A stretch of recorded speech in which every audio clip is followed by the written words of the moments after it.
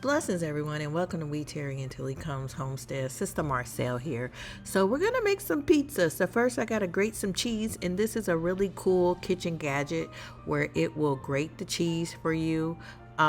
It's a really cool gadget. I don't know the name of it, but you get all these different blades. I'll have the link in the description box. I did order it from Amazon, so link will be down below. So I'm going to just putting it together here, and we're going to grate some cheese. I usually grate my own cheese, but like mozzarella and the mixed kind of cheeses I do buy. They said it's better to grate your own cheese because the grated cheese that you get in the bag usually is something mixed in it so it don't stick. So we're just going to go ahead and grate this cheese, and I'm going to show you how this little gadget works. I absolutely love it. My daughter loves grating the cheese for me. I'd be like, here, you want to grate some cheese? And she'd be like, of course. So it suctions down onto the counter, and this is the little container that I store my cheese in, and you just put the cheese in there and wind away. So it does all the different gratings, and this is the only one I've used. I haven't used the other attachments before, but one day I will. And here's my sourdough pizza dough that has been fermenting for about a week in the refrigerator. So let me move stuff to the side. I also have olives, red onions, and green bell peppers. The bell peppers are from the garden. And so I am using these cake circle boards for my pizza so I can put it in the freezer. So let's get started. I got my parchment paper here. That's how I started out. So this pizza I'm gonna make is for us to have. Just me and my husband. My daughter's sick. I'm going to be making two. One is for me and my husband, and the other one I'm going to put up in the freezer for sometime next week. My daughter's not feeling well, so I won't be making one for her.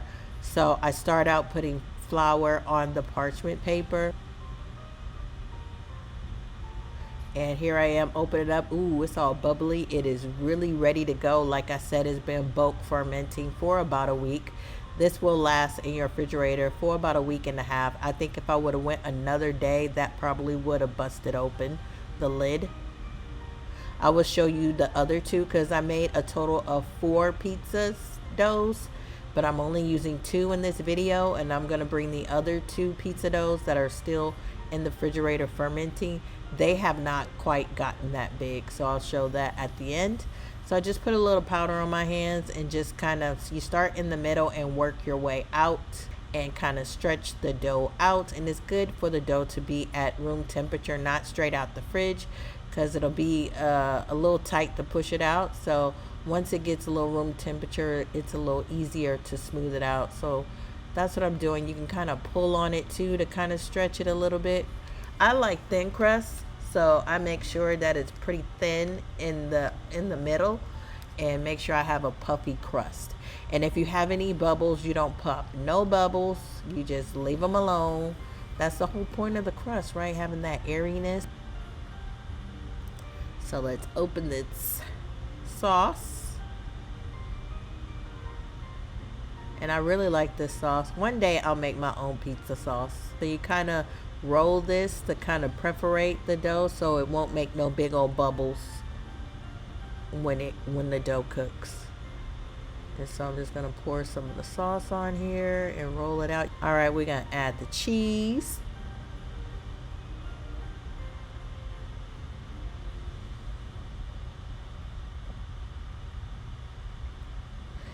And I usually just put a little bit just to kind of cover the bottom, and then we're gonna add some turkey pepperoni. And I got this from New Earth. It's kind of a health food store because we don't eat pork, and so instead of pork pepperoni, they have turkey pepperoni, which tastes really good on the pizza. Like, you can't really tell the difference. So I'm gonna go around the whole pizza, and I just cover the whole pizza with this. And then I top it off with a little bit more cheese, mozzarella.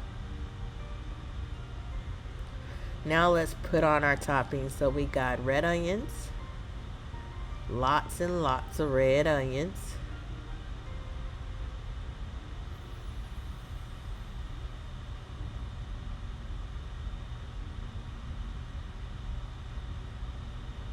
Then we got some green bell peppers straight from the garden. I actually picked these today, but I usually put a little bit of cheese on top, and then I add the olives, and then I add my seasoning and a little more cheese.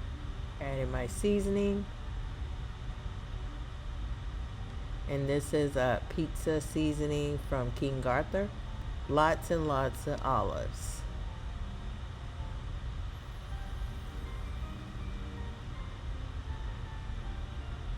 Then I top it with a little more cheese just to go on top.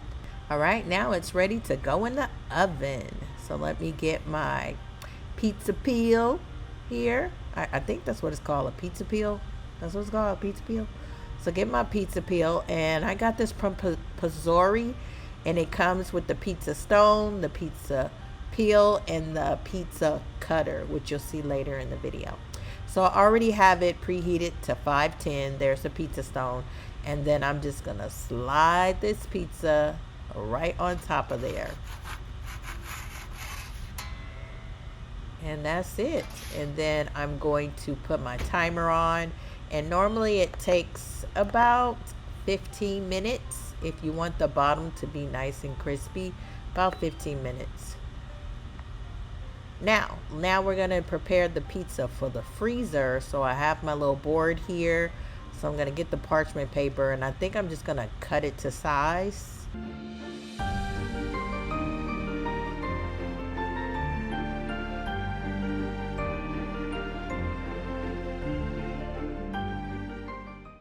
We're gonna flour the parchment paper, so I'm just gonna go through the same process that I did when we did the first pizza.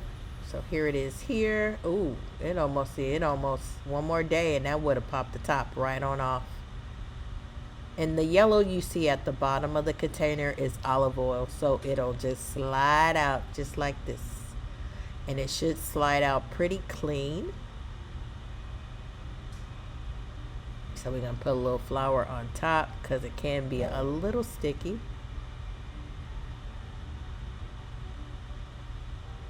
Put some on my hands.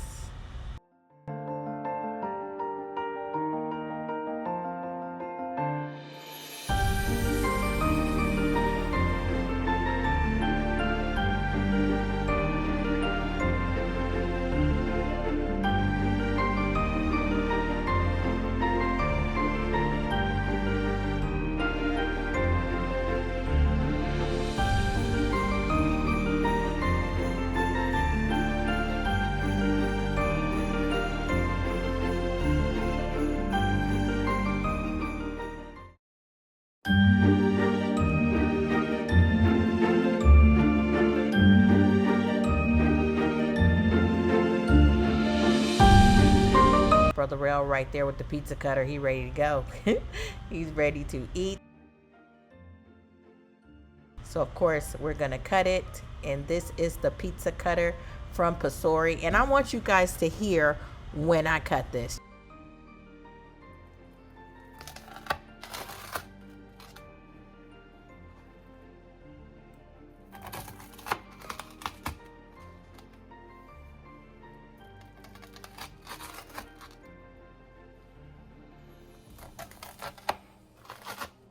Do y'all hear that crunch?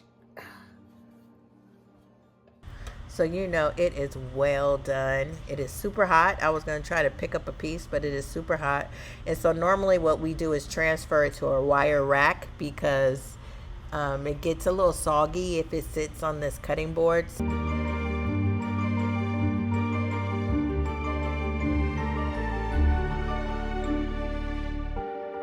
Let me get me a piece right now. Let me grab a little paper plate right here so y'all can see. Take me a little piece, and I'm gonna flip it over so you can see the bottom crust. Ooh, that look good, don't it? So let me know in the comments if you're interested in me showing how to make sourdough pizza dough. I still have 2 more left, and this recipe does 4 10-inch pizzas. So let me know if you're interested in me doing a video on how to do the pizza dough. And this pizza dough will last up to a week and a half in the refrigerator. So if you're not planning on making pizza anytime soon, it's okay. You can just have it bulk ferment in the refrigerator.